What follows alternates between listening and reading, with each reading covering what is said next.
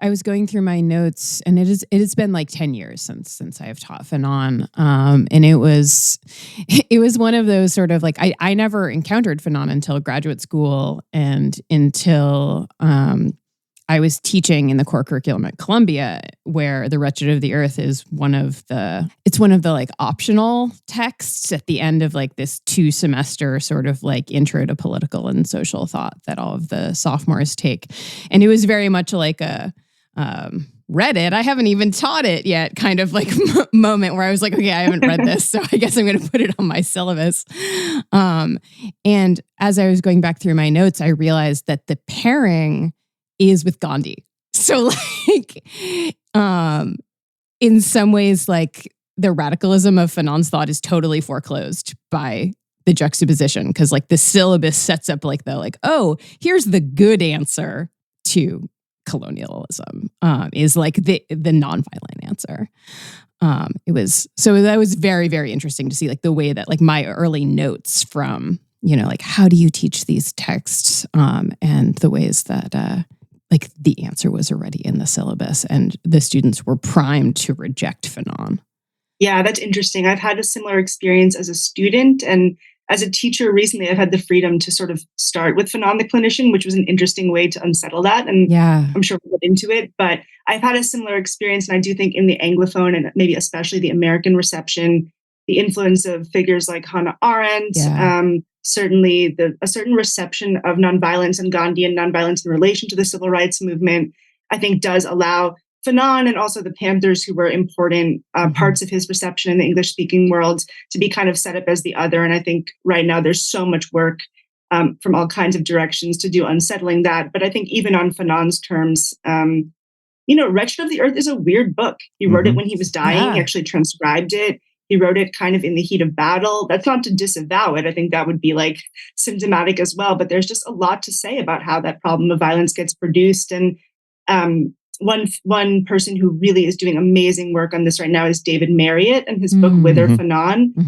which is a kind of Afro-pessimist text, but it really digs into the pain of violence and war that is there in Fanon's thought and his kind of hatred of it on a personal level, his sense that it might be necessary from a certain perspective or cathartic, but really like with deep costs, and I think that's something to take very, very seriously. And maybe I'll just also flag for people who are kind of following this debate and maybe have like Googled Fanon and found that New York Times article, The Doctor Prescribed Violence, at the top of their list. Right. That some of that is also kind of filtered through Jean-Paul Sartre's introduction to Wretched of the Earth in the French and English translations, which Sartre was a hero of Fanon's, but there's also some evidence, a little bit apocryphal, that Fanon was quite dissatisfied with that intro because it really valorizes this idea of the cleansing power of violence in a kind of existential vein. Yeah, whereas for sure. Fanon saw it as a political strategy. And so that's just another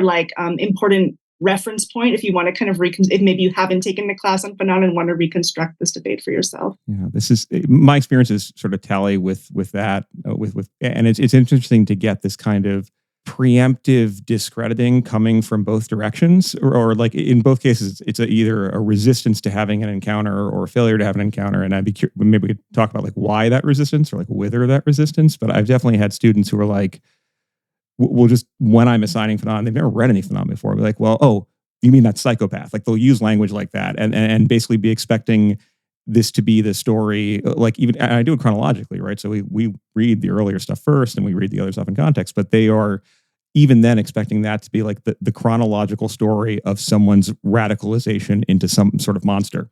And that's very weird. But also I get students who are like, well,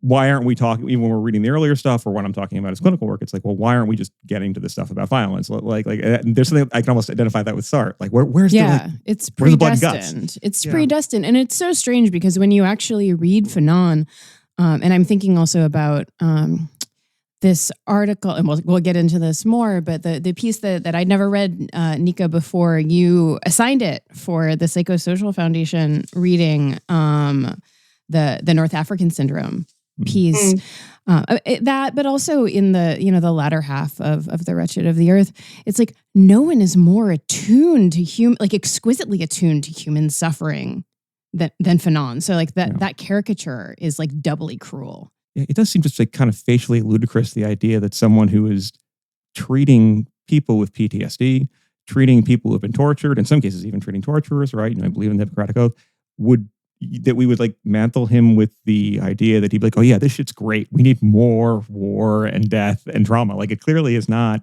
it just doesn't, that just doesn't hunt. But on the other level, and maybe this is where we could segue into some stuff, right? There seems to be something in, here's what I'm trying to say. I was trying to think of other examples of other intellectuals when, I want to teach something that they have, and there's that immediate resistance or this like, let's just get to the blood and guts. And weirdly enough, it never happens with like Althusser, right? That's always kind of striking. But also the only person who it does happen to, and this is, jives with what you were just saying about the Panthers, is Angela Davis. When I'm like, well, let's talk about some of her work with I was going to bring up Davis. Yeah, please. There's a, this kind of widely circulated clip of her where somebody, it's like a white male interviewer, confronts her with this supposed affirmation of violence. And she just, with like, just dripping poise and scorn, just says like, I grew up with bombings. I grew up with patrols on my street. I grew up with friends who are, died. And you want to talk to me about violence? I just find that ridiculous, And I think, of course, there's questions about like the strategy of violence in the Panthers in general, but also just how important it is to conjure up the field against which it's oriented, and the fact of colonial violence as very much a part of everyday life. And I think, it gets to interesting questions about whether these psychoanalytic perspectives are meant to register something like normative and moral, or whether their first fidelity is to reality. And I do think Fanon is somebody like Davis, actually, who just has like a very strong materialist fidelity to reality. And that doesn't excuse every possible judgment. There are real judgments here. But I can also see, the connection with Davis in terms of just like registering the ludicrousness of having to take on the whole moral burden of talking about violence. It is, and the way that translates into a series of like gestures people seem to expect, like in order for me to teach one of her papers on Marcuse or to talk about French Hegel, in her work, I have to like light a candle to all the police officers that the Black Panthers may have gotten into gunfights with. Like it's a weird thing, both in its own right, but also, and I think this points to this resistance, right? Of like, it's very strange to get that from many of the same people who, when you're, say, assigning some writing by Thomas Jefferson, right, will be like, well, he was a man of his time. We need to understand these. Every single one of these letters is happening at a different point in the Revolutionary War. We need to contextualize it historically. We need to be aware of like the limits of his perspective and his material commitments, etc. But when it is a Martinique and Francophone clinician, it's like those concerns don't even register. And I think we can all put our psychoanalytic thinking caps on and like, this suggests resistance, that there's something in the totality of his work that people both refuse to metabolize, but that is still insisting on being more and more cogent than ever, which is why we're just so psyched to have you on.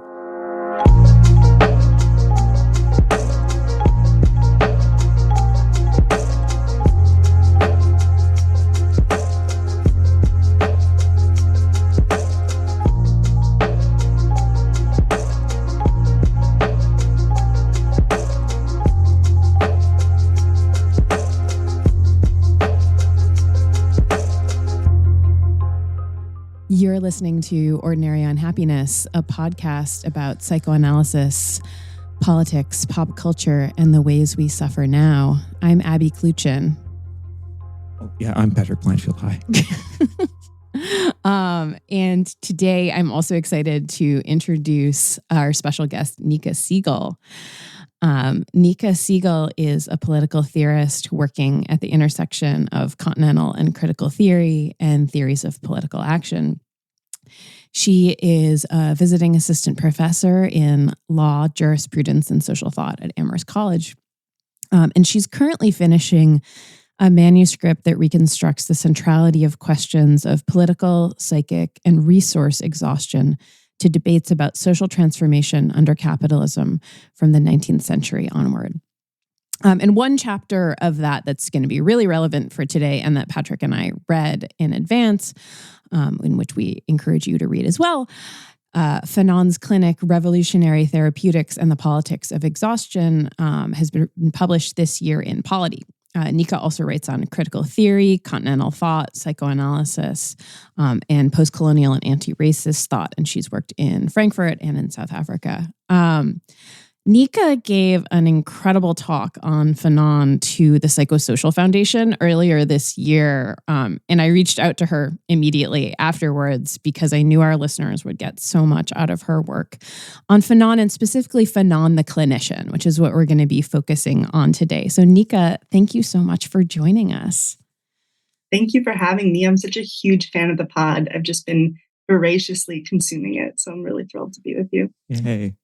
Yay, thank you. All right, so let's get into it. And I want to start by asking you a question that we pose to a lot of our guests, and it always ramifies in really different ways.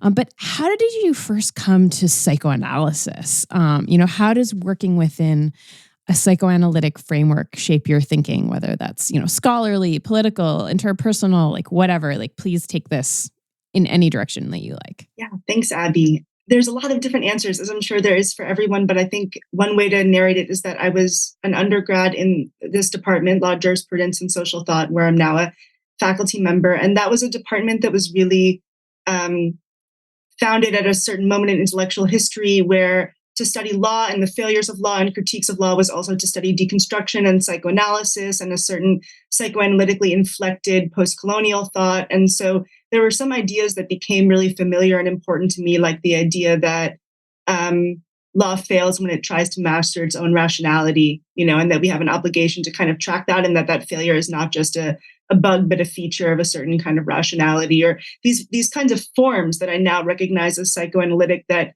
really hit me strongly right away. And then when I finally read Freud, which I guess was in my junior year, it was personally revelatory for all kinds of things in my personal life and my family life, but also gave a really powerful vocabulary. I was working with a really amazing reader of Freud named Adam Seitz. I really recommend his work to all of you, and he's now a wonderful friend and colleague, and a brilliant reader of Freud and Lacan. And so, it was a real event in my life in that kind of Badouian sense of really creating a subject. I was reading a lot of Freud, a lot of Lacan, and also, for whatever reason at that time, a lot of contemporary Lacanian, critics of integration, like Marcuse and some Zizek and Bernard Stiegler. And I think that was a way of registering late Obama end of history vibes. And then when I went to grad school and started studying political theory, which is what my degree is in, I guess there was a time where psychoanalysis didn't feel that welcome. And I was also studying serious political history and theories of political action. And in some ways that felt like a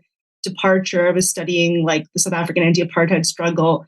But then, pretty quickly, once I sort of had space to admit it to myself, I realized that actually had just heightened my need for psychoanalysis. And I, to this day, have no idea how people make sense of the texture of revolutionary community and political community without it. Certainly in contemporary American politics, but also just generally the left project is so laced with disappointments and incomplete ideals and complicated collective subjects with many different desires. And so then when I finished and started working on this book, which was a rewrite of my dissertation project on exhaustion, it was just really nice to reopen to that and kind of realize, first of all, almost every chapter has a Freudian somewhere in it, whether they're central or not. I have my sort of comfort Freudian in every part.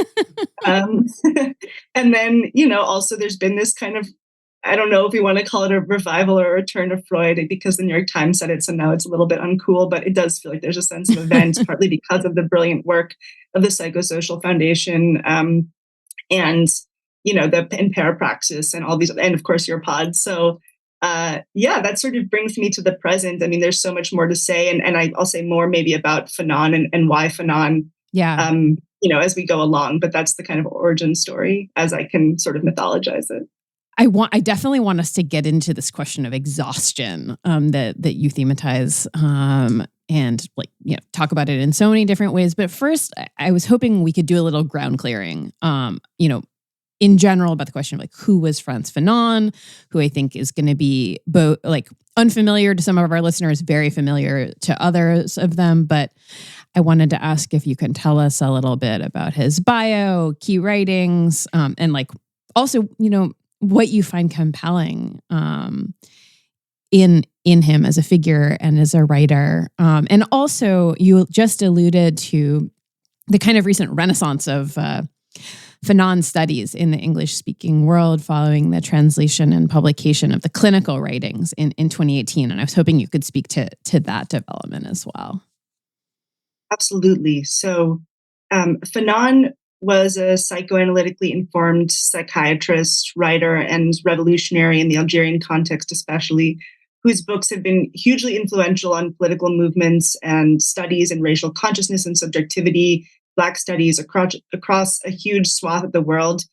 Even as for many years, he was kind of a minor figure and forgotten in his chosen home, which was Algeria, not to mention in France, where he did his studies. He died incredibly young at the age of 36. And so I guess one thing I want to use your question to conjure up, which really holds me to Fanon, is just the relentlessness of his life and also how condensed it is. Yeah. It seems so brief, and yet it seems to mark like the year of Africa, like just every major event that you could mark in the era of this era of decolonization, at least in the African context or Francophone context. And so just to sort of like point to sort of the informational side, I mean, he was born in Martinique. He was born in the sort of colonial subject context, what would be considered middle class. And then he studied under Aimé Césaire and studied negritude and other philosophical movements of that context before joining the Free French Army. And in response to that was offered a kind of civic participation and civic rights. He took up education in France. And his degree was sort of in psychiatry, but at a time when that would have meant deep engagement with psychoanalysis and like Kojelev's lectures on Hegel and Simone de Beauvoir. And I mean, just this kind of, I mean, partly it's him, he's a voracious reader, but also that context is kind of intellectually voracious. And so he's part of a community as he's doing his studies that's especially grounded in Lacan's dissertation, Jacques Lacan's dissertation, which is sort of the first history of psychosis in terms of the history of the patient. Whereas, supposedly in a certain sense, in opposition to studying psychosis as like a disease or having an organic cause. So in the psychoanalytic community, it's often read as like a kind of anti-psychiatry tract. But there are also a lot of psychiatrists who are really using it to bring psychoanalysis into something like psychiatry and trying to think about the relation between psychic life and the history of the subject and like organic illnesses. And so you can see this in Fanon's early work. He writes Black Skin, White Masks, which maybe some of you have read. It's one of his more widely circulated texts. It's a kind of amazing existential reflection on the racial subject and alienation.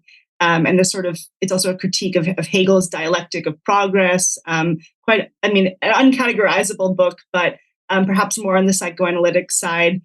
He tried to have that submitted as a dissertation and it didn't work, maybe unsurprisingly. So then he wrote very quickly a more organic biological piece on Friedreich's ataxia, which is a kind of degenerative nervous system disorder, something like a stroke, but earlier on in life and degenerative. And so that's just to say that he's in this kind of interesting toggle between like the psychic and the biological from the beginning, with a certain kind of philosophical like proclivity for existentialism and lots of other intellectual traditions of the moment. He's also a Marxist of a certain type. We can talk about it.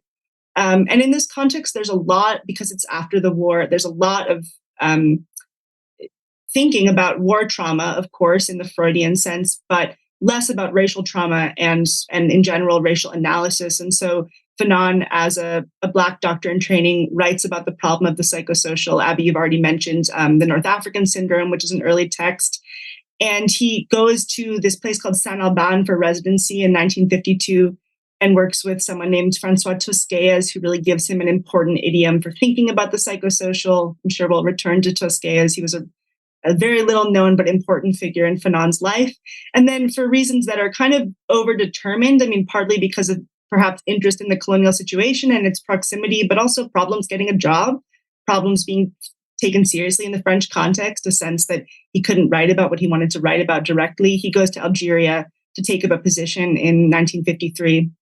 And Blida Joinville, where he goes, wouldn't have seemed central to someone from the metropole, but it was actually a really amazing place to take aim at the entire edifice of colonial psychiatry. It was sort of the chair of Blida Joinville was held by Antoine Perrault, who was a really important reformer, but also proponent of a certain kind of colonial psychiatry. He was known for having integrated the wards in accordance with this kind of French humanitarian colonial civilizing project. But after France started to give civic and suffrage rights to Algerian men, he resegregates the wards and sort of in that same moment of reaction, starts to register social difference, this fact of like social crisis in colonial Algeria as a problem of biological racial difference. So he starts to put forward a series of influential papers about how basically natives have lower brain development than white settlers. And so he's Fanon's sort of perfect enemy for much of his life. You can see references of him everywhere.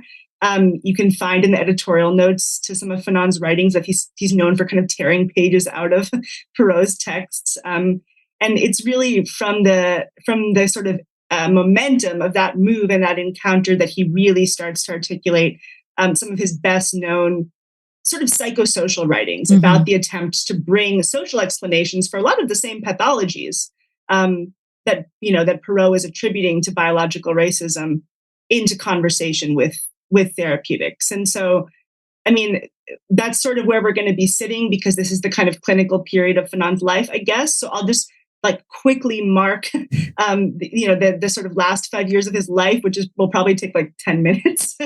But no, I'll try not to take 10 minutes. I mean, he's doing this work. It intensifies in all kinds of interesting ways. And he ends up joining the FLN, the National Liberation Front, which was an Algerian liberation movement, national independence movement.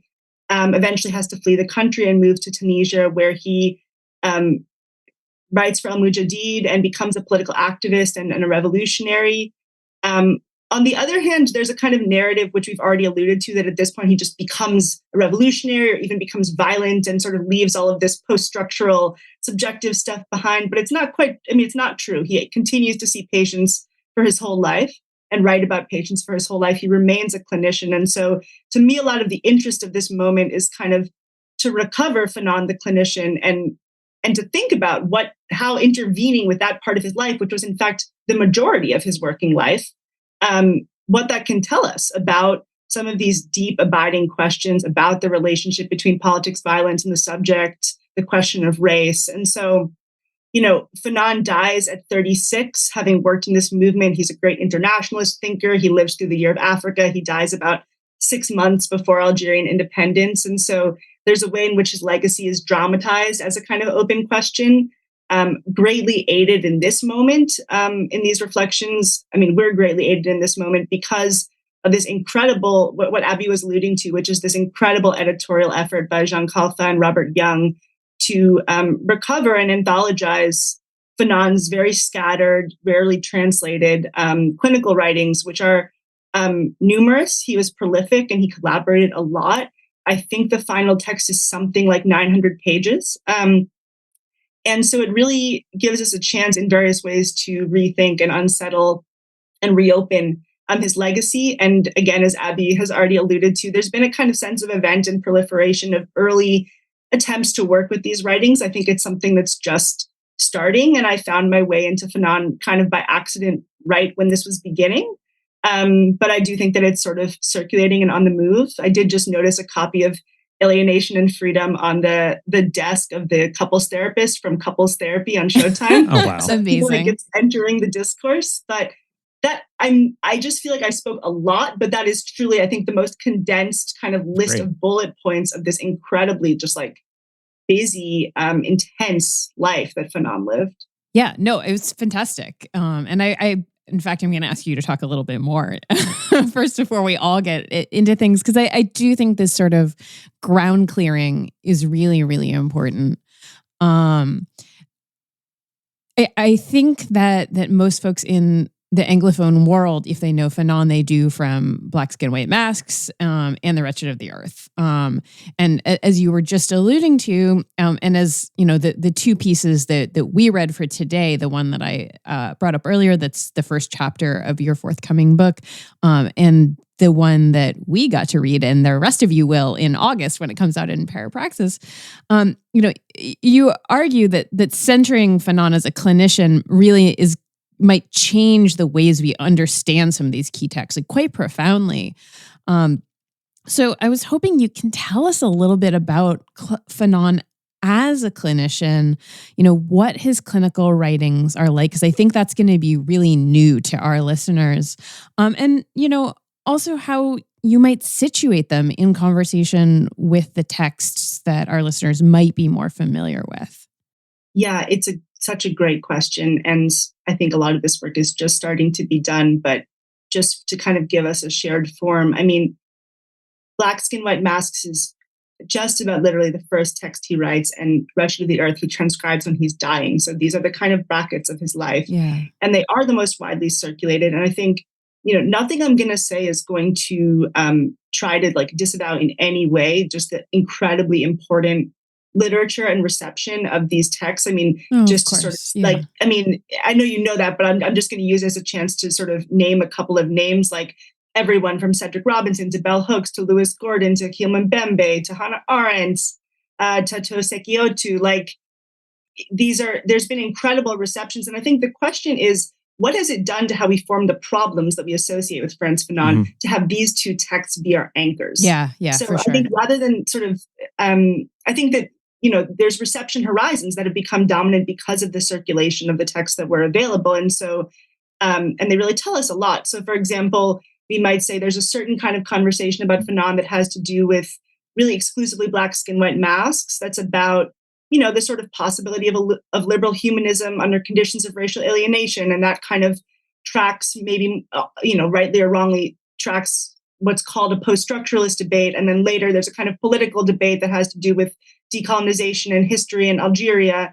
And, so there's these kinds of separate analyses that are possible, but there's also ways in which the texts have been made to speak to each other that are distinct. So for example, a more kind of liberal subjective perspective then worries about the turn to violence, because surely no, proper philosophic project could in the end make violence a necessity. And part of the problem of violence, as you were saying before, Patrick, is that it's sort of figured in that trajectory as like something ontological or necessary.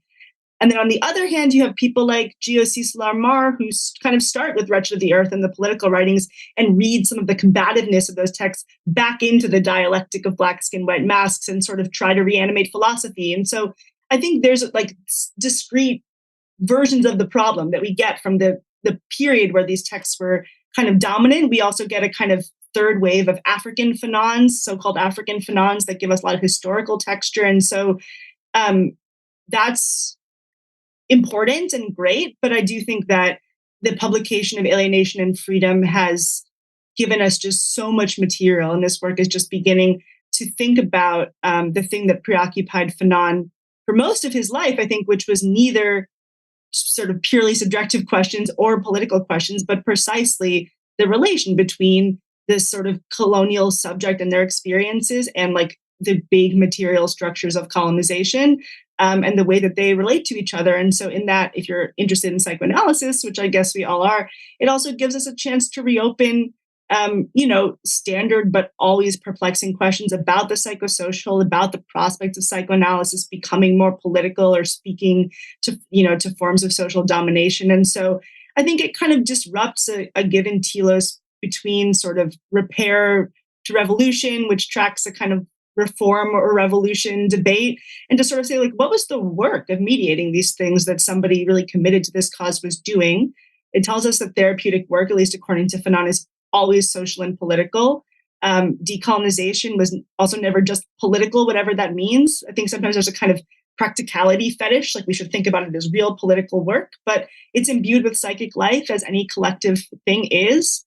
And so we also just get archives and concepts. I mean, I do want to, Abby, like in response to your question, unpack a little bit of like the specificity of Fanon's psychoanalytic thought. And I know that we're going to talk about the transferential constellation and some of these like distinctive concepts that we associate with him. So maybe I'll just pause there and see where we go. So what I was thinking about in this is how the term, and in the article, your excellent article, right, where you sort of plot a third way, which is a phrase that sounds bad for other historical reasons, but it's a third alternative between like a false dialectic between being like we're people who just want to read Fanon in terms of, I don't know, like phenomenology or vindicating the question of humanism or like where he stands on Hegel, and then other people who are like, well, this is all about just getting to the violence.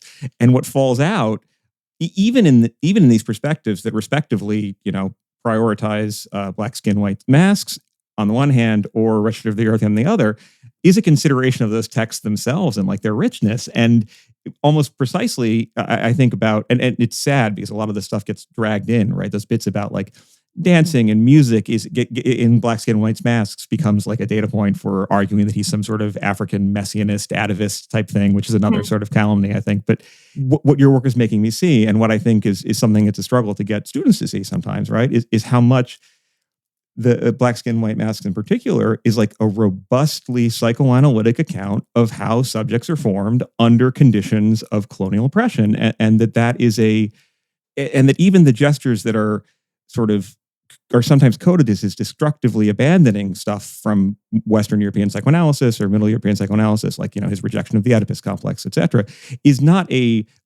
iconoclastic for its own sake, but actually is warranted by a very rigorous understanding of how, well, as he argues, complexes are formed on the part of colonized subjects who are Black that is different from what would happen in, say, the European nuclear family, and that these involve things like having an original relation of alienation to your own body because you are always looking for recognition from another who marks you as being different from your own body, and thus you are also caught in a type of alienation, but also a desire for recognition from someone who you can only come to get recognition, you think, by learning to hate yourself, right? So it's a very beautiful and troubling analytic paradigm of like, how does the self understand itself through the mediation of others, but also how pre-existing structures like the family, et cetera, there's a contingency to them, but there's also a kind of social necessity in the way that they're inscribed in the subject themselves.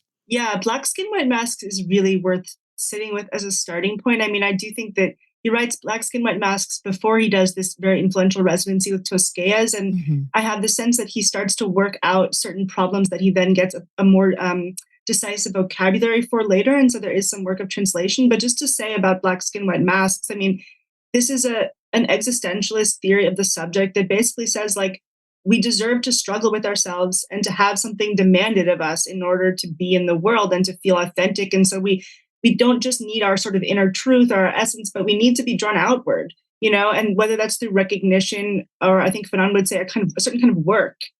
He shared with like Camus and Sartre this sense that there's a kind of effort of being.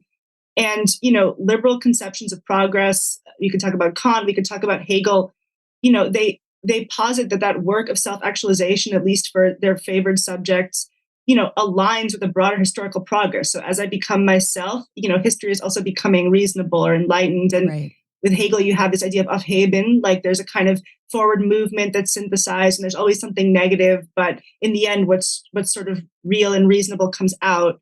That's a sloppy reading of Hegel, but let's just posit it. And, Cool. For Fanon, he has this brilliant critique where he basically says, listen, like, in that philosophy of history, which in some ways I would affirm the commitments of, there's always some people who are like the exhaust of that engine of history that creates a kind of cut away from subjectivity. And a lot of what is important about Black Skin, White Masks is this idea of kind of racial entrapment.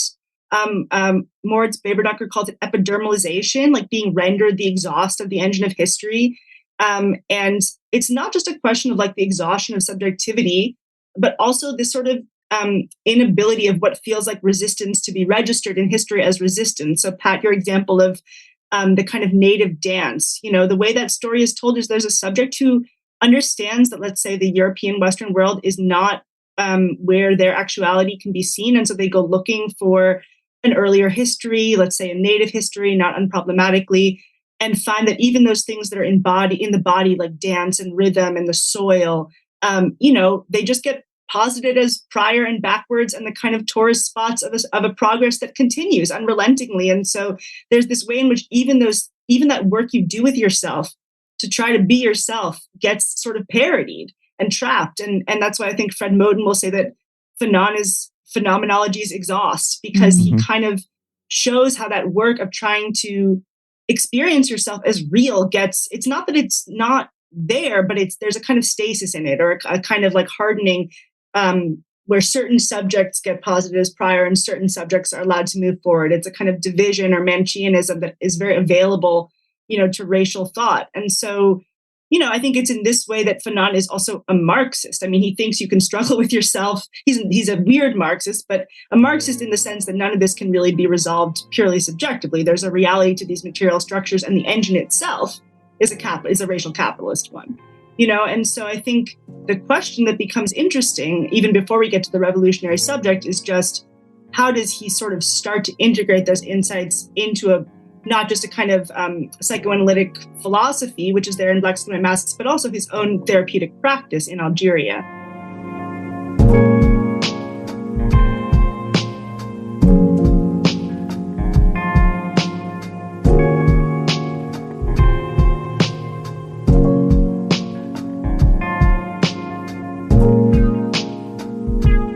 I do want us to get to the revolutionary subject, but I have one question first. And it's one of the things that when you were giving that talk at the Psychosocial, I was like, oh my God, this is so interesting. I think I actually did. It's probably on YouTube is you and I talking about it already. Yeah.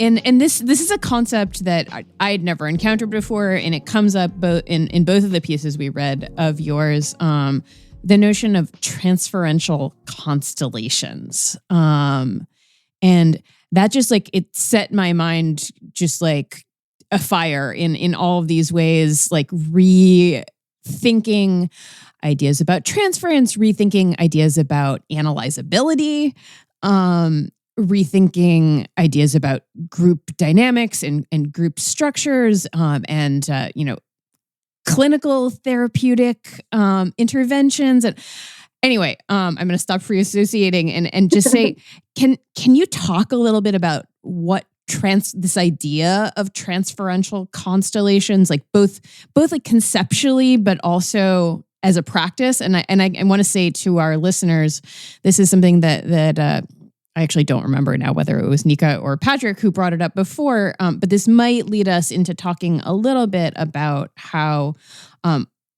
unlike Freud, who was really not interested in working with psychotics, this is actually something that's central to Fanon's own clinical practice. If I could piggyback on that, just with one thing, the other term that I found myself really being struck by, because it's so implicated in, I guess, what you could call discussions of like mechanisms of therapeutic action, but also of like the goal of what therapist is. Does, is this term like disalienation. And what that might mean in relation to sort of the transferential processes, or even what therapy looks like. If I could ask you to gloss that too, that would be very helpful. Yeah, I can try. And actually, for both, I'm just going to make the same, just homage and pitch, which is that there is this book, Disalienation by Camille Robsys, and I take the term transferential constellation directly from her. There's a lot in her work that's influenced me, but this in particular, I'd already written the first draft of this chapter that you were alluding to. And then a very kind reviewer who may or may not have been Camille herself, I don't know, but, sort of gave me the vocabulary of the transferential constellation. And I just would really direct people to her work, because for that word in particular, but also for institutional psychotherapy, which is the tradition that I'm going to kind of gloss here, she's the absolute expert. And it's just an incredible book also on the question of disalienation and this collection of figures who gathered around this tradition, not just Fanon, but also Michel Foucault, Felix Guattari. It's a really interesting kind of history of, that part of the 20th century. So I'm just going to make a big pitch there. And with that, kind of say some of her words in my own way. I will also put it in the show notes. I have been assiduously taking notes on some of your key texts here. So I will make those available to listeners. Thanks, Abby. So Fanon goes to do a residency sort of right after he writes Black Skin, White Masks, with this guy, Francois Tosquelles, who was a Catalan psychiatrist and psychoanalyst. His big thinkers were, let's say, Lacan and Marx, but he also had practice. I mean, he was interned in a prison camp and was sort of took on the role of prison therapist and prison doctor, and in that developed practices that had to do with patients participating in their own cure, partly because there was such acute suffering and such a lack of resources. And so it is true that Tosquelles, certainly when he came back to his own asylum, which is called Saint-Alban, it's in France, did work and I think more to the point, theorize predominantly within the paradigm of psychosis. To me, neurosis, we can talk about it, maybe you disagree, but neurosis and psychosis are less stable, diagnoses than they are ways of problematizing psychic life in relation to things like the reality principle and the figure of the analyst. And so maybe one text for anyone who wants to read along here would be Freud's Loss of Reality in Neurosis and Psychosis. But just to sort of play out the distinction, the neurotic is probably the figure that, if you've listened to the episode on transference, or if you've read a bit of Freud, is the kind of paradigm of the analytic subject that you're probably most familiar with. And the idea is something like, the neurotic encounters some piece of reality that is somehow unbearable, that they can't express. And so they repress it more or less successfully into unconscious life. And yet it still speaks to them. It expresses itself. It wants to show itself somehow. And so there's something that humiliates me, some memory, and I don't think about it, but instead I scratch my skin or something like this. And so as painful as that can be, and as much as it causes suffering, there's this idea, which is so important for Freud, that there's like a nascent kernel of self-disclosure in that if there's an analyst there to listen properly, something about the combination of the analyst's listening mind, the desire of the subject to say I and know what they're talking about and be whole, and the reality principle, which demands sort of grappling with whatever's happened, conspire to either allow that truth to come out, or for some other more effective, like compromise, formation, sublimation, to be reached. And so the point is that with the neurotic, there's always something that wants to be expressed that sort of combines with reality and with the sort of one figure of the analyst at a kind of almost a contract to make it intelligible. And the psychotic, according to, let's say, Lacan, Tosquelles, later Fanon, has a really different problem. He has a different relation to the symbolic. He has a different problem of language. And there's lots of ways we could talk about it, but I think most crucial here is that the psychotic has the intuition, rather than sort of, like working with existing reality to make something unspeakable speakable, the psychotic builds a new reality. So they move away from their sort of alliance with the thing that's repressed, but also their alliance with the therapist. And they suffer from what Jean-Henri would call a burst transference. Mm-hmm. There's a kind of shattering or a kind of hole in the symbolic order that tends towards this kind of autonomy, like this really destructive autonomy where the psychotic wants to build a world for themselves in which, autonomos, they are a law unto themselves, in which they can avoid the thing that is painful to them. But unlike with the neurotic, they don't have the same kind of contract or game with the analyst. And so the problem for Freud and for others is that the kind of one-to-one sort of game of disclosure that we seek in therapy, through the presence of this one listening mind doesn't seem to work. And in fact, it seems to like trigger more and more autonomy and more distance from reality. And so that's all kind of setting up this tool that Tosquelles comes up with, which is called the transferential constellation. And the idea follows from that quite simply, which is just, why should there only be one vector of transference with all of this authority, especially given the resistance it triggers? Given that there's a kind of shattering that's causing the suffering, shouldn't we imagine multiple vectors of transference that sort of come together to form a little world in which the person can be drawn outward and forced to navigate their continuity with other people? So it's a way of sort of making a world that can have some fidelity to reality, which the psychotic patient has lost, but which isn't based in the interpretive mind of one analyst, but rather in taking responsibility for a certain kind of world making. And so this could include at Saint Alban, like, of course, there'll be a therapist, but also maybe there'll be a work rotation, or maybe you'll go and see your family members, or maybe there'll be a show or a cafe or a journal. But they saw as not just sort of secondary goods, but as part of the analytic logic, as you said, Patrick, the analytic mechanism, to actually try to build in parts of the scene, not just as the backdrop, but as actually vectors of transference. And so this was something that was quite distinctive to psychotics, but I think it's also distinctive in the history of psychoanalysis because it gives us a different way of thinking about what it would mean for the analyst and those doing analytic work to feel responsible for the social, for the role of the social in whatever suffering the person is experiencing. So you can sort of start to see why, for someone who's also interested in things like racism, like Fanon was, that they might be excited by the prospect of somehow taking more responsibility for the other aspects of reality that seem to be influencing the suffering.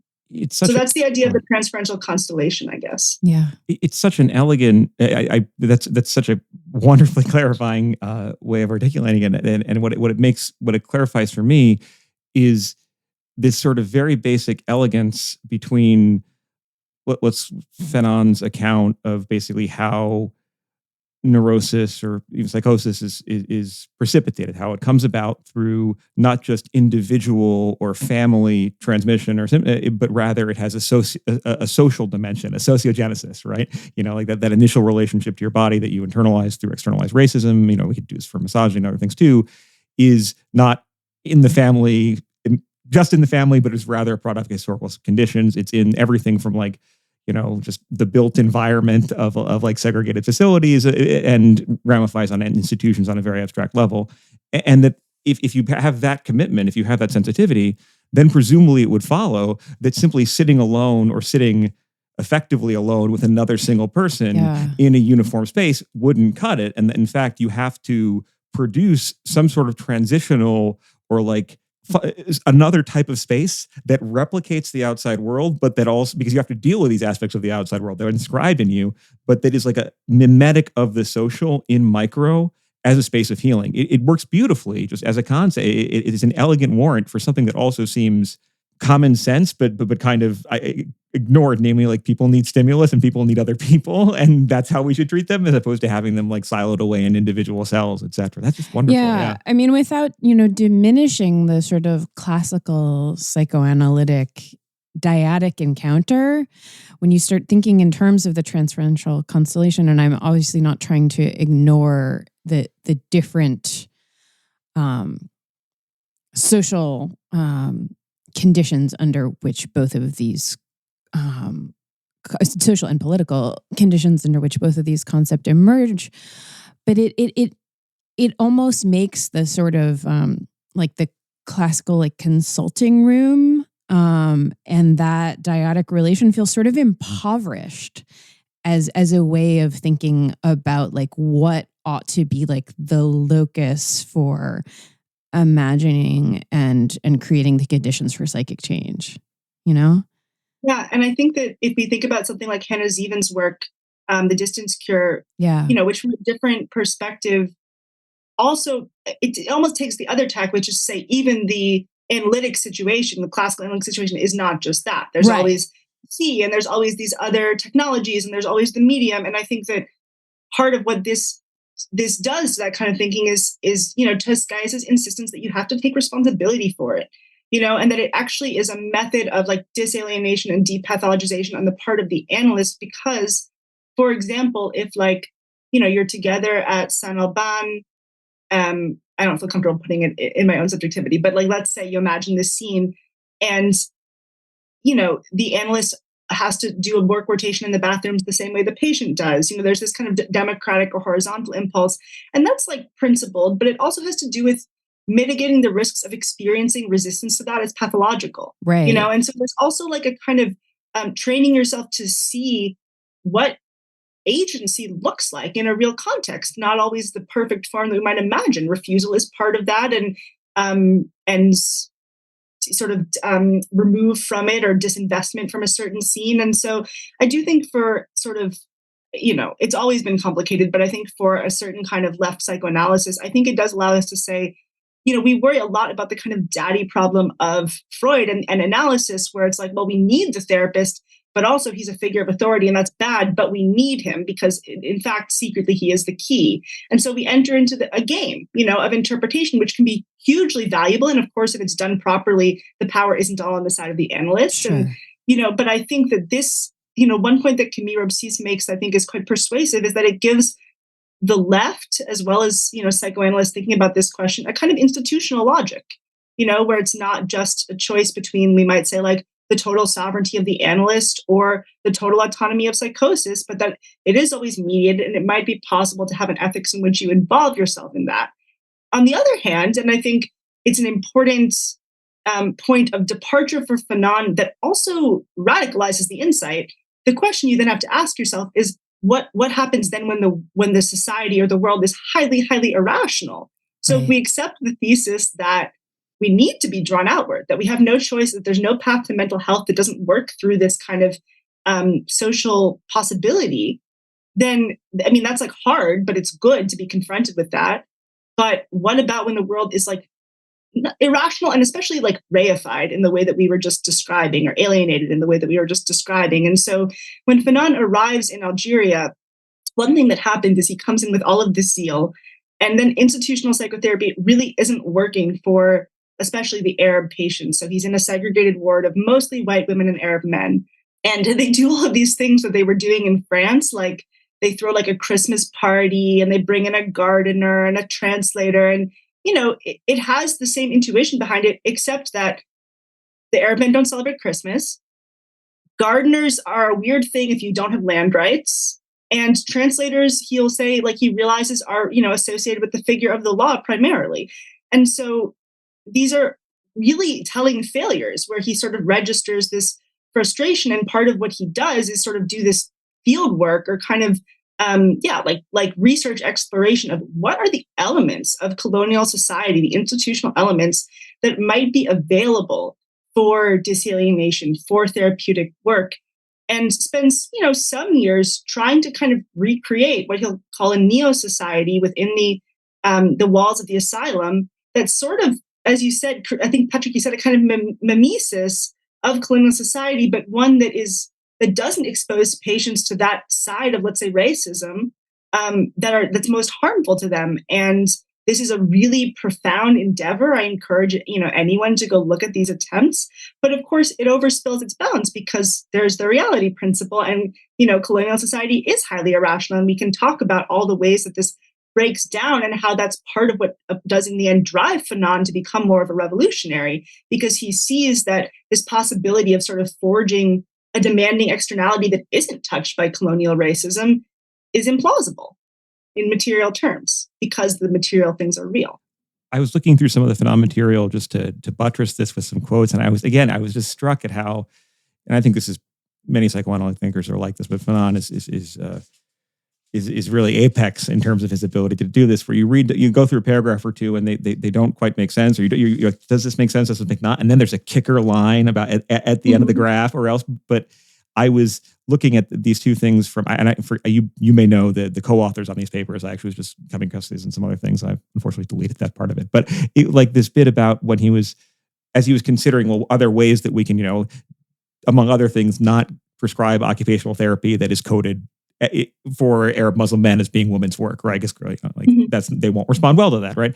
The line that came across here was like, rather than sort of importing other structures, the prerequisite of doing something other than applying European modes is must involve a persistent, concrete, and genuine investigation of the native society, which is it's both an amazing thing to admit, but you could see it being so humbling to put to paper. Right. And something that so many clinicians just, in micro, I can imagine even like clinicians in entirely like social democratic or like Western contexts, like not wanting to do that, like working with young people or teens and like not wanting to do that basic thing. Like, well, what is a TikTok? Right. Or like, what exactly do they want? Except now this is also happening within context of really radical social stratification. And the other line here was that I came across was on this paper about, which is like psychoanalytic ethnography about the ways in which Kabyle society, or so one of the ethnic groups in Algeria, would understand certain types of mental illness as being a type of possession, or I think jinns or genies, as is sometimes translated, right? And it involved this combination of both looking at investigating the situation of how these persons are understood in their context and the way in which traditional religious healers would deal with them. But then after this sort of technical description of that, there's this wonderful line about what that clarifies, or what that does that's in contradistinction to the Western psychiatric gaze, right? Is that it produces an encounter not with madness, but a man affected by madness, an encounter with the man as such, which just feels so... There's something about that willingness to enter into a space that's not one's original, like, birth sociocultural milieu, to attend to it in these ways that are, very phenomenological, right? I think about his work with Merleau-Ponty, like how do these things unfold? But then to also abide and tarry with it by offering healing in some way.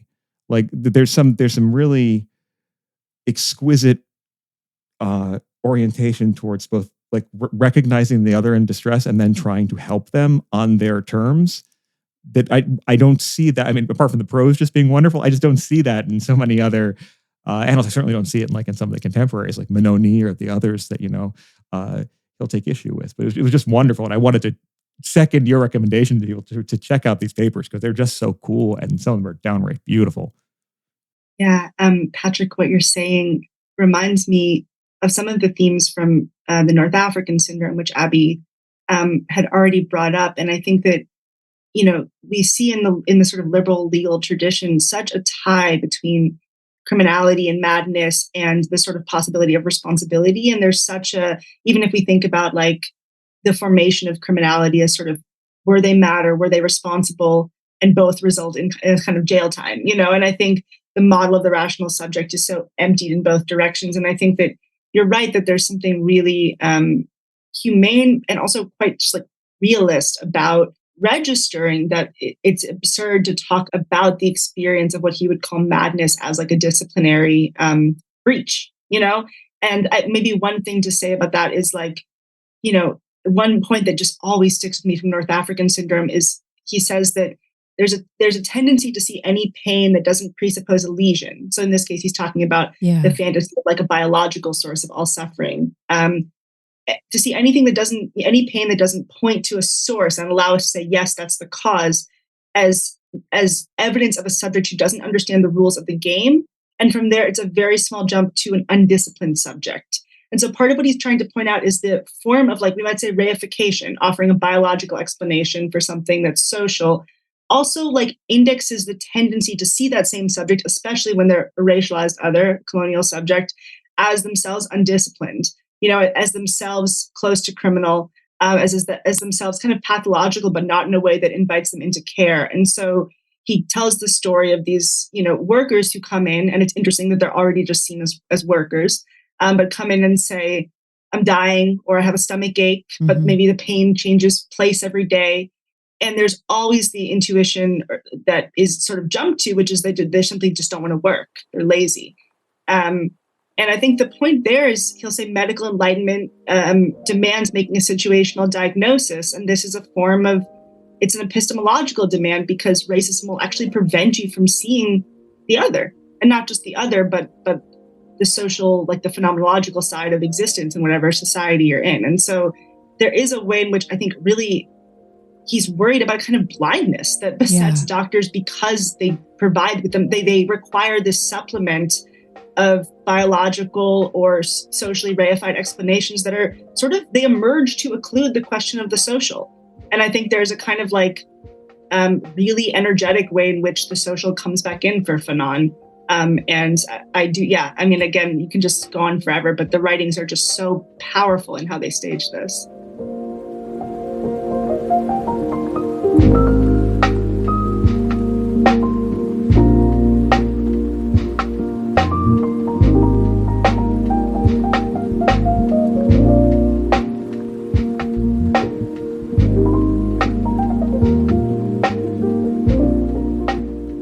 So I think talking about the North African syndrome gives me a good segue to ask you a couple of really broad questions, and I'm hoping you can take these in whatever direction you like, and we can all kind of think about them together, bringing together some of the texts like Black Skin, White Masks and The Wretched of the Earth with what is what you are working on and what is really new to us, the some of Fanon the clinician, right?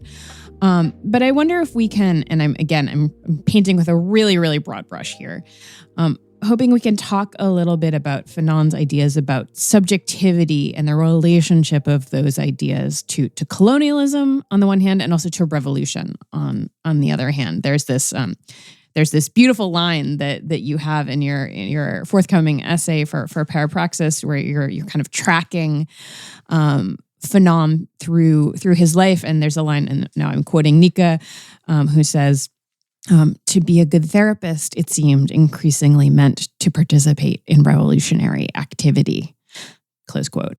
So what I'm hoping we can get into is, and again, speaking in really broad terms, but how, for Fanon, colonial oppression shapes the subjectivity of the colonized. And I think, our listeners who are familiar with Fanon will probably know him as a theorist of resistance, of revolutionary subjectivity, and as we've touched on a couple times already, revolutionary violence.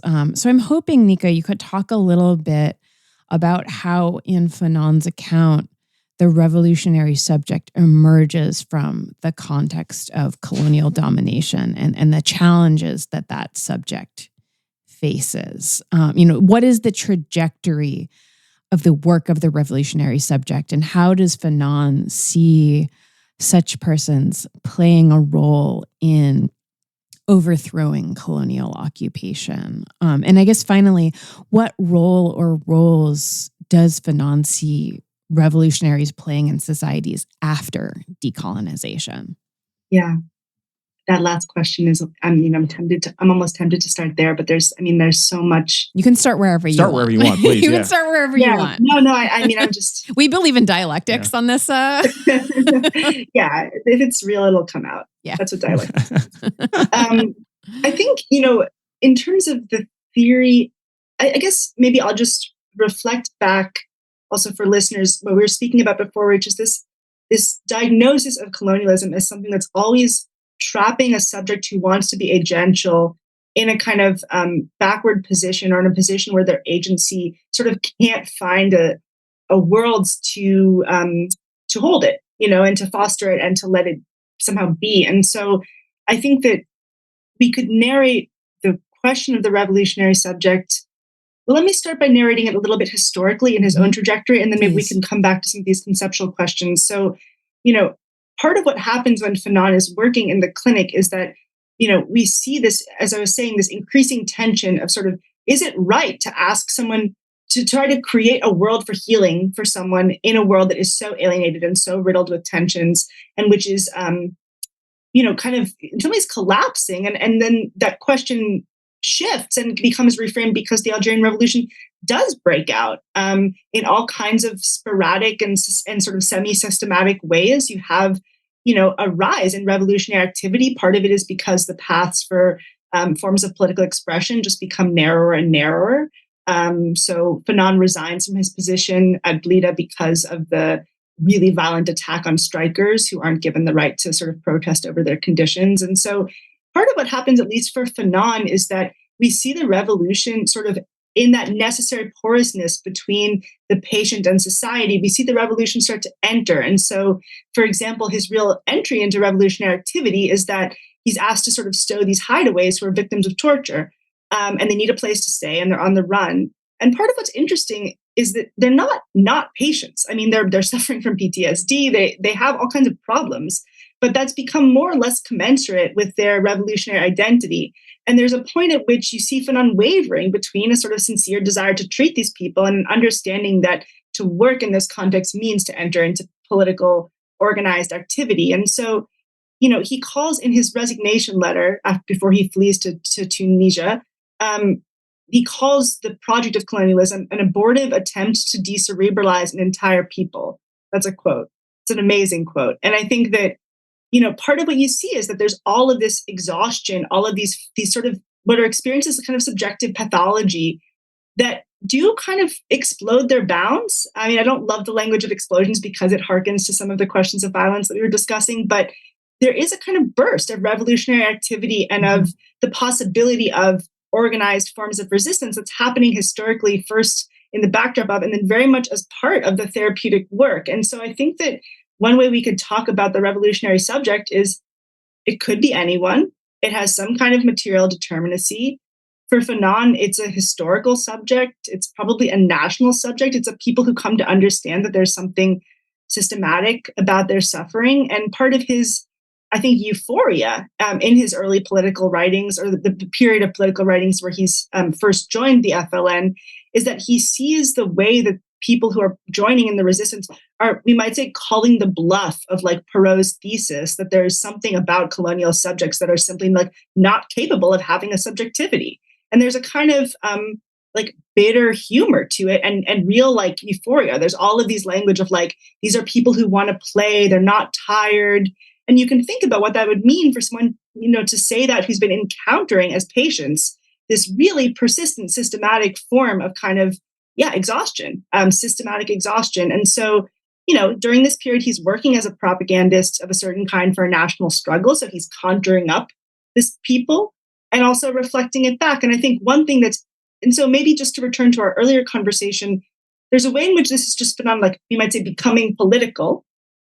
On the other hand, I do think it's important here to say and to sort of register that he remains a clinician. Yeah. And I think one thing that allows us to see is that he's starting to theorize the revolution as a kind of transferential constellation, as a form of a specific kind of world or sociality in which you have the possibility of having a new kind of energy sustained and sort of reflected back at you with others. And that's something that allows a new kind of person to come into being in this context. On the other hand, again, I'll just note here David Marriott's book, Whither Fanon. It's also true that maybe not as much in the sort of the public political writings, where he may have not been able to express this, but he also saw that the revolutionary subject and subjects have their own pathologies. The desire for cathartic violence, the sort of heroization of struggle, the unwillingness to register some of the pain that it causes.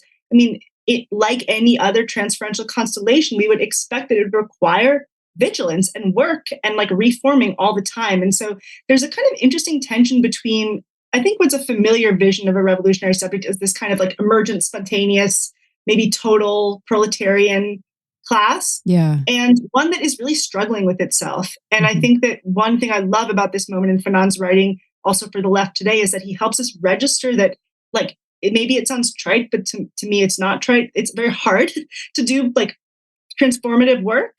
And that we would expect that our theories of social change would require the same accounts of negativity and struggle, as any other kind of therapeutic constellation, which is not to say that it's not then worth doing, but simply that it requires an analysis. That's very, what that's making me think about here is sort of two things. One is what we were talking about in the beginning, right? These ways in which Fanon comes to stand in for like this sort of boogeyman of like the intellectual who went wrong, right? Or who was always already going to go wrong, or as some type of like, again, I think actually Adolf Fried may even have an article about this, as like a messianic negative figure. And there's something about that, I mean, never mind. My understanding, and please correct me if I'm wrong, is that Fanon, after the revolution, his wish expressed was to go back to being a clinician full time. I was reading some biographies, like I don't know, but who knows, right? But also just this idea that, and here I'm thinking about some of the work Mahmoud Bandani has done about sort of the ways in which like decolonized, or at least after the withdrawal, societies where there's a withdrawal of occupying European forces back to the metropole, and that then, fall into sort of internecine violence, right? Or violence between sort of previously allied insurgent groups, that from the perspective of many Westerners, this is simply bewildering, but bewildering in a way that is kind of self-exculpatory, right? In the sense of, well, we were with them when they were the good rebels fighting against the bad oppressors. Yes, we pay the bad oppressors with our taxes, but still we were with them. But now that we're gone, we wash our hands of this. And there's something about it's too precious by half, right? It's a type of naivete that seems to center the spectator as opposed to the people who actually participate in these actions. And I think that there's something so much more grounded and real about this idea that Fanon does tarry with, right, of the toll that being a revolutionary takes on people, and also like what that may lead to in terms of things which we do not necessarily want to endorse, insofar as we may be down with the revolution itself, right? And it seems too, to say this thing explicitly, like the quote unquote like French entanglement in Algeria, at least from 54 onward, like it's 1 million dead Algerians, right? 27,000 French troops, right? But it's a tremendous amount of bloodletting. And I wonder if part of the reception of Fanon here too, and this, I don't want to, we can go back to the original question, but I think it is sort of a putting on him that sort of sense of it's weird that the idea of Fanon is it can be drawn on as a figure for violence when like the historical reality of like one of the great crimes of the 20th century. I mean, 1 million dead Algerians, right? I think in 1954, one of the events that radicalizes Fanon, right, is that protest that like they killed 30,000 Algerians just randomly over the course of a week. That's just sort of exercised. And instead, the problem of violence is isolated in the writings of this person who also wrote about how, actually certain rules of war should apply and we need to treat people for PTSD, et cetera. It's wild when you think about it in that context. Yeah. And I think it's worth saying that Fanon, many of his patients were specifically torture victims, and he had the idea that colonial war was a war of a particular type, drawing, of course, on Freud and the long tradition of war analysts in the psychoanalytic tradition, but also attuned to the question of torture. And there are many interesting essays where he's actually brought to the police station to evaluate torture victims for criminal insanity. And he says, basically like the question isn't were they in a state of insanity? The question is, by what do they feel bound, and what therefore is the meaning of the crime? Like, why on earth would we imagine them to feel invested in this scene, and in fidelity to the French? And I think that, of course, you just shouldn't have this conversation without registering just the profound violence, and in that context, like with all of its challenges, like the power of the revolutionary movement, both in itself and also for the kind of international scene in which it intervened. And I think that's why I was thinking about Abby's really interesting question about sort of for Fanon, where's the revolutionary after the revolution? Like what happens to them? And I think that there is a fear of a sort of decline, like that the revolutionary leaders will become, kind of like autocrats later. And he has a sense of also the class dynamics of Algeria. But it's also true that the revolutionary agency itself, I think, is a variant of the agency that he imagines all people to have materially registered. And I think there really is a question of like, not how can it be spent in the cathartic sense or sort of finished, but like, how can it be sustained and given an institutional form, or we might say like a transferential constellation in which it can be kind of allowed to be without causing suffering. And so when we look at his late writings, there's all of this anxiety that there will be a kind of capitulation, or we might like reabsorption in the Hegelian sense, into like neo-colonial political economy. I was thinking about the idea of exhaustion as a metaphor. I want to talk about this too. So please. Yeah, as a metaphor, but as a very real thing. I think I was thinking something we were talking about in previous episodes. Yeah, please go for it. I want to talk about exhaustion also, and also the sort of twinned term that you brought up, Nica. I don't know if it appears in the writing so much, but it is energy. Yeah. Right. Because one of the things that's striking me so much, and that has always struck me when I've read Fanon, and I wonder if this is also, in addition, of course, to like the translation of these writings, and of course is the sort of related explosion of work on Fanon in the Anglophone world.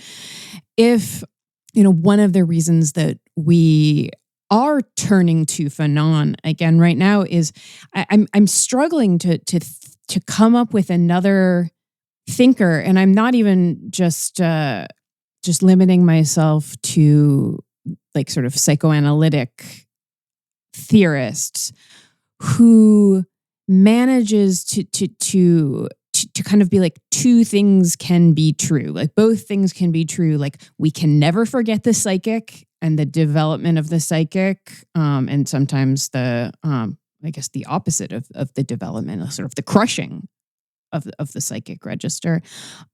We can never forget the social and the political. And it seems to me that that most, and I know that I'm guilty of this as somebody in philosophy, is like we end up looking at we end up thinking about psychic structure. Maybe if we open up our thinking to, it's like, oh, okay, well, the other.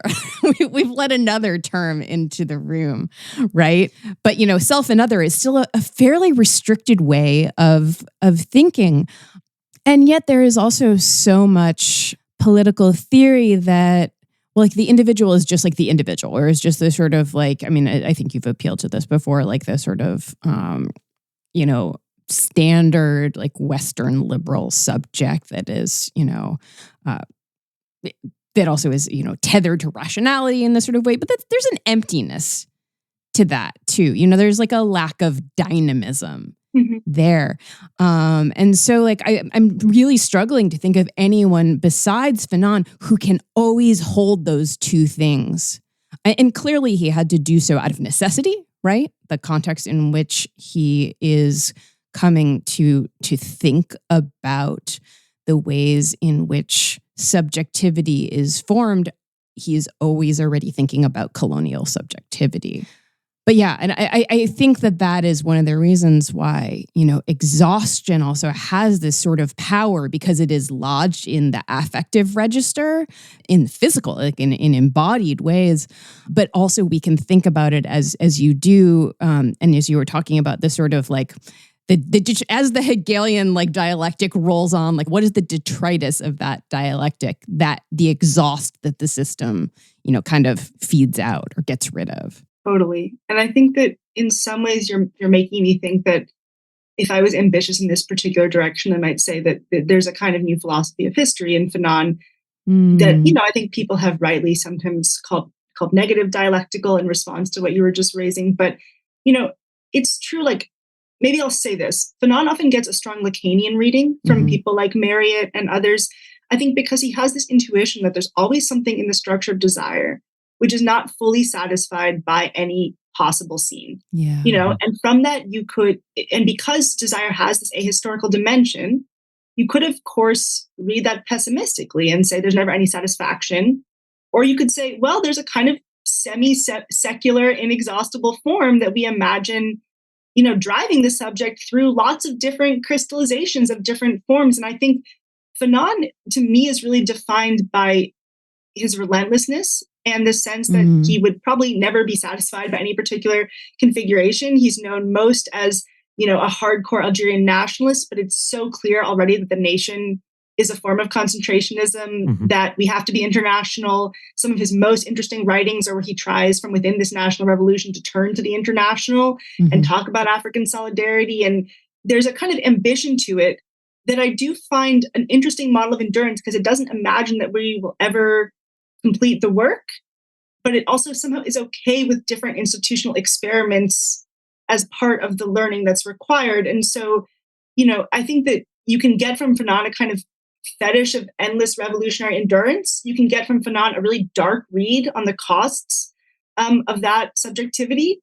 And of course, because he dies right on the cusp of independence, it's very easy and interesting to use him to dramatize the successes and also like real disappointments of that project, like it's falling back into religious nationalism, or, the failure of international political economy to generate a decolonial, scene for itself, like all of these kind of post-colonial tragic forms. And I think that, there is something in Fanon that's just like this injunction of like, if you can find a way to sprint, you should sprint.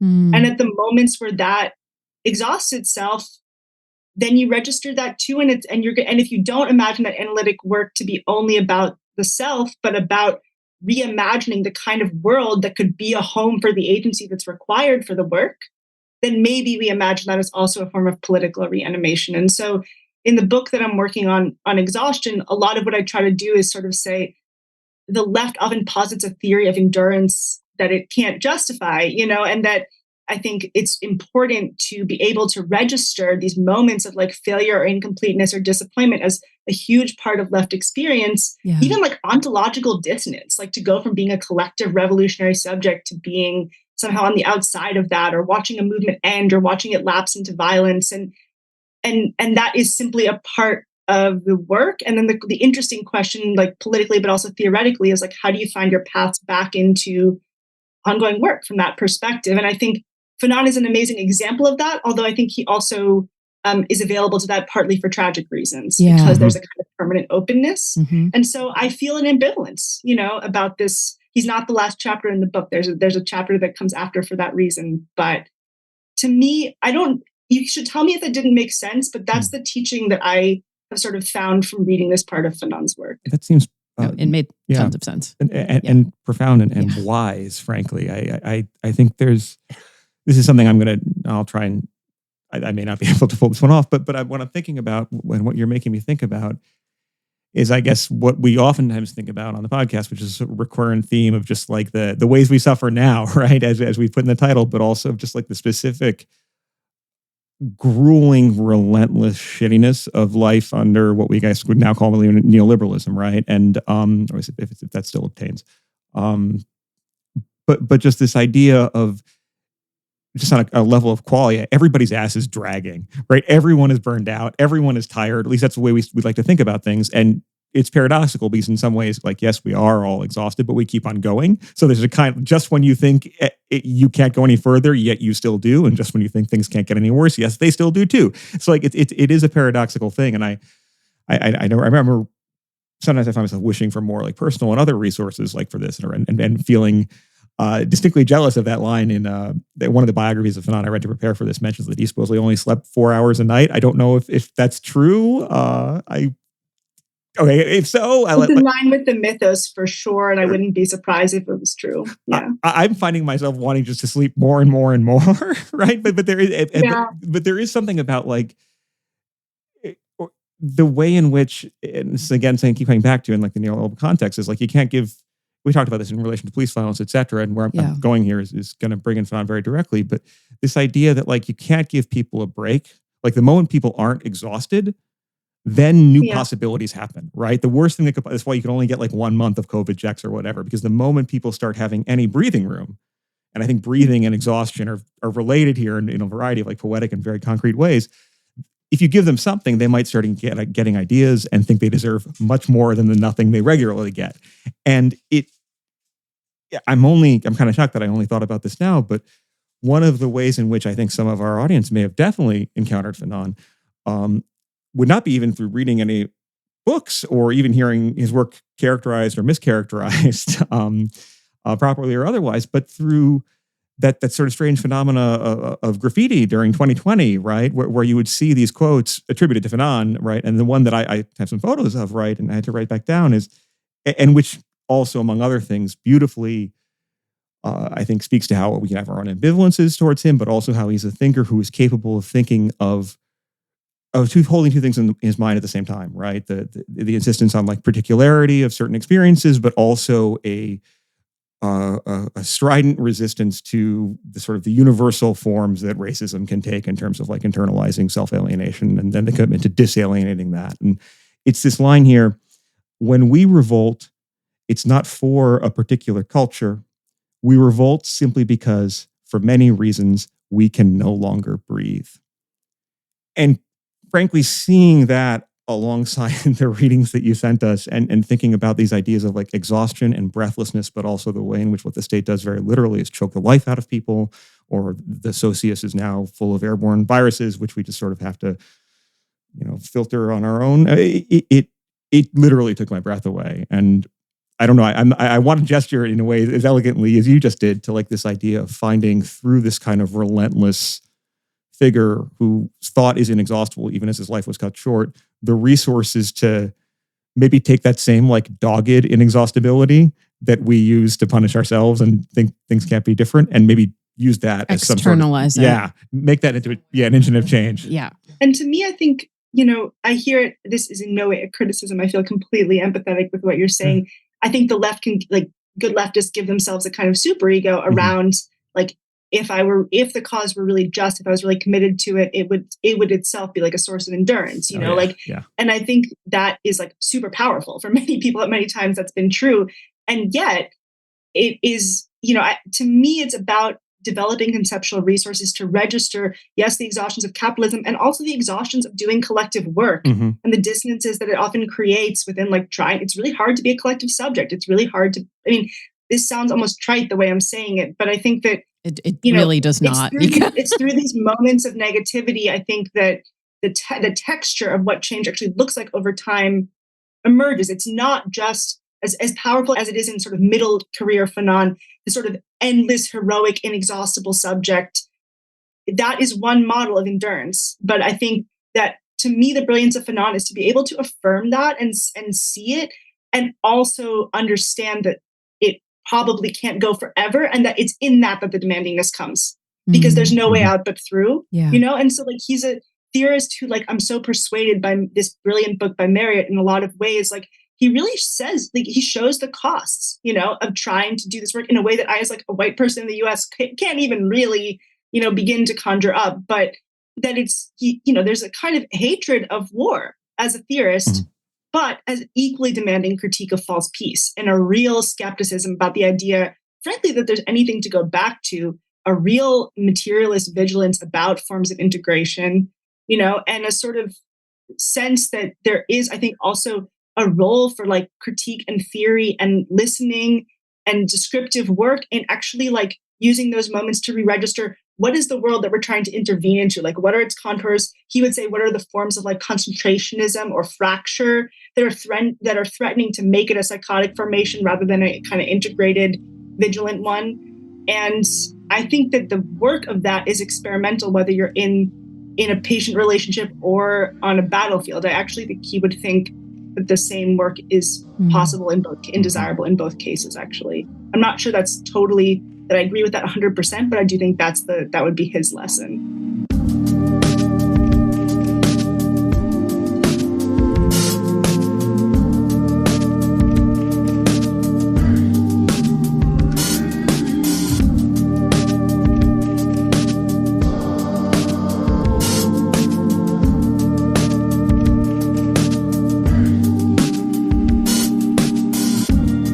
Nica, I feel like we could continue this conversation for a really long time, until exhaustion, I guess. But I think that we're going to start winding up. I want to say, I know there are two books that have come up a lot in this conversation: the Camille Robsys book, and then the Marriott book, with Fanon.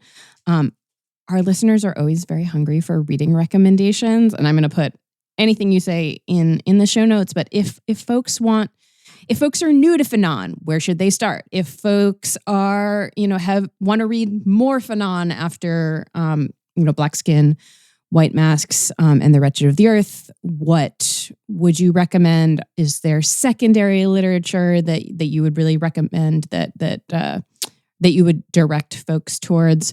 And also, is there anything that you want to plug or tell people how to get in touch with you? Any of those things? Thanks, Abby. I think in terms of continuing with Fanon, I would say obtain a copy of Alienation and Freedom, the 2018 volume edited by Jean Calfin and Robert Young. There are renegade PDFs floating around, clear some space in your hard drive. But I really think sitting with that text and also just thinking about, there's such incredible editorial introductions to every section. It's such a loving, precise piece of editorial work. You can follow the footnotes towards the answer to a lot of your other questions. Nothing is exhaustive, but it's a really usable, also teachable text. I taught with it last semester and had a really interesting time with some of those more ethnographic essays that Patrick was referring to. Within that, I would particularly recommend, if you're interested in that kind of field research that Fanon was doing about the social life of Algeria, whether from a kind of historical colonial perspective or psychoanalytic, Social Therapy in a Word of Muslim Men is really interesting. I think the journal entries, meaning the newspaper editorials that Fanon wrote for the Asylum Journal, which I don't think we discussed, called Traite d'Union, those are very interesting. And I have a real interest in this text called Conducts of Confession, which was this evaluation that Fanon did of the sort of criminal liability of torture victims. So those would be the three that I would sort of recommend there. And in terms of secondary literature, there's such a proliferation right now, along with Robsys and Marriott. I recommend Fred Moten's book, From Consent Not to Be a Single Being, called The Universal Machine, especially if you're maybe coming from the philosophy side and would like to think about the phenomenology at work, the theories of the subject. In terms of the psychiatric writings, Nigel Gibson and Roberto Beneduce have done a great book on Fanon and psychiatry. And then if you'd like to think about some of these reception debates and also the uses of Fanon in other contexts, which has been widely sort of discussed and written about, just a couple among many, many, many are Glenn Coulthard, Cedric Robinson, and Sylvia Winter, all with multiple texts to their names. So that's what I would recommend. And then, Abby, in terms of your other question, I'll pitch the piece in Parapraxis when it comes out. It feels like it's in a family relationship with this pod, and I think there's probably a lot of shared readers. And I'm also just I just love that project so much and just want it to flourish. And then if you want to contact me about things we've discussed, or if you read one of these texts, my website is nicasiegel.com. I'm reachable there. And that's what I have to say. This has been so amazing. And I also feel like we could talk forever, but I'm just thrilled to have this opportunity. Thank you. And I guess I want to say also something that we didn't touch on, and sometimes we do, but I think we just had so much all of our brains here is Fanon is an incredible stylist. And I feel like that is one thing that didn't come out in our conversation, but like, because I can certainly speak for me and Patrick, and I'm guessing this is true of Nica, because this is a general occupational hazard of being an academic, is that we all love giving book recommendations. But, there is a quality of relentlessness about Fanon as a stylist, I think, but he's also just, he's masterful, really.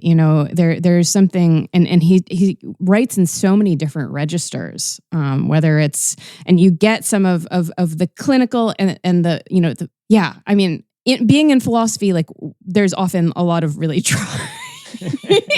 when you're like, okay, this is a book about subjectivity, it's not always like the most compelling reading, but, I just wanted to put in a plug for reading some of the primary texts if that's not on your radar yet. And when your book is out too, we're going to plug that relentlessly. Yes, absolutely. Perhaps have you back to talk about that, or we would love to. I would really like to talk to you about confessions and torture, which hopefully would not be a torturous experience for either of us or the audience. But there's some stuff there. And, I doubt it. Okay, good. It's dialectical. It's dialectical. Nica, thank you so much. You, it's been such a delight to talk with you. Thank you so much. We will be back next week. Bye. Bye.